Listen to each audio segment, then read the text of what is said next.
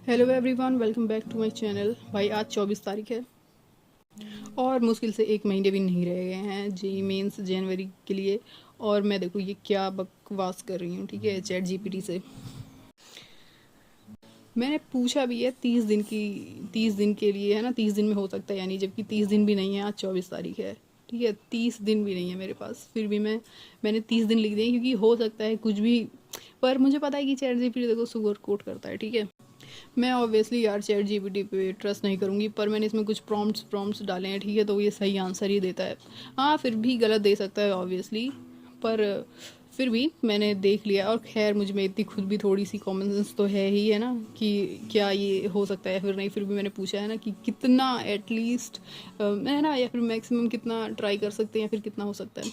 तो भाई chat GPT का आंसर देखने के बाद मैंने फाइनली डिसाइड कर ही लिया कि मैं जेई को पूरी तरीके से छोड़ रही हूँ और मैं बोर्ड्स पर ही फोकस करूँगी, वरना जेई भी जाएगा और बोर्ड्स भी जाएंगे। और मैं ये बिल्कुल भी अफोर्ड नहीं कर सकती इस वक्त कि मैं दोनों एग्ज़ाम्स में, है ना, बिल्कुल ख़राब ही परफॉर्म करके आऊँ। कम से कम बोर्ड्स में मुझे अच्छे मार्क्स लाने हैं, सिर्फ पास नहीं होना, बोर्ड्स में मुझे अच्छे मार्क्स लाने हैं भाई, तो वो तो करना ही पड़ेगा। और अभी जेई के लिए वो बाद में ट्राई करेंगे, ठीक है। तो भाई मैंने जो पिछली वीडियो में बताया था कि मैं अब जेई पे सिर्फ 12th पे फोकस करूँगी, सिर्फ 12th का सिलेबस करके जाऊँगी जेई मेंस लेवल पे, ताकि मेरे 90 परसेंटाइल और 93 ऐसा बन जाए और कट ऑफ बस क्लियर हो जाए, क्योंकि मैं ज़ीरो पे ही हूँ।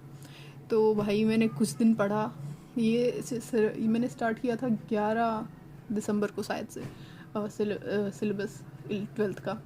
भाई मैंने सोचा था कि मैं मंजिल से एक वन शॉट करूँगी और उसके बाद मैं करूँगी एनसीईआरटी के क्वेश्चंस, फिर करूँगी पीवाईक्यूज, जो कि सुनने में बहुत ही आसान लग रहे हैं और सच में आसान ही था, पर मेरे लिए नहीं है। मैंने करके देखा, ऐसा नहीं है मैंने हार ही मान लिया एक ही बार करके। मैंने 10 दिन हो गया शायद, 7-8 दिन हो गए कम से कम, तो एक हफ्ते से मैं ये ट्राई कर रही हूँ। और भाई मुझसे, चलो थ्योरी तो फिर भी मुझे समझ में आ रही है, पर क्वेश्चंस नहीं हो रहे हैं, पीवाईक्यूज बिल्कुल भी नहीं हो रहे, क्योंकि उसमें मल्टी जो कॉन्सेप्ट्स यूज़ हो रहे हैं 11th के भी यूज़ हो रहे हैं, है ना। और ठीक है, ऐसा नहीं है कि होगा ही नहीं, होगा, धीरे धीरे प्रैक्टिस करने से हो जाएगा, हो सकता है।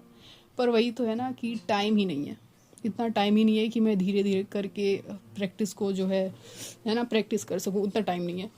तो अब मैंने सोचा है कि मैं जेई वेई को छोड़ के भाई सिर्फ बोर्ड पे फोकस करती हूँ। ऐसा नहीं है मैंने डायरेक्टली हार मान लिया भाई, मैंने बहुत ट्राई किया, ठीक है। और ये टाइम के साथ प्रैक्टिस जो है अच्छी होती है, और उतना टाइम है नहीं हमारे पास, सिर्फ 30 दिन है, 30 दिन भी नहीं है अब तो।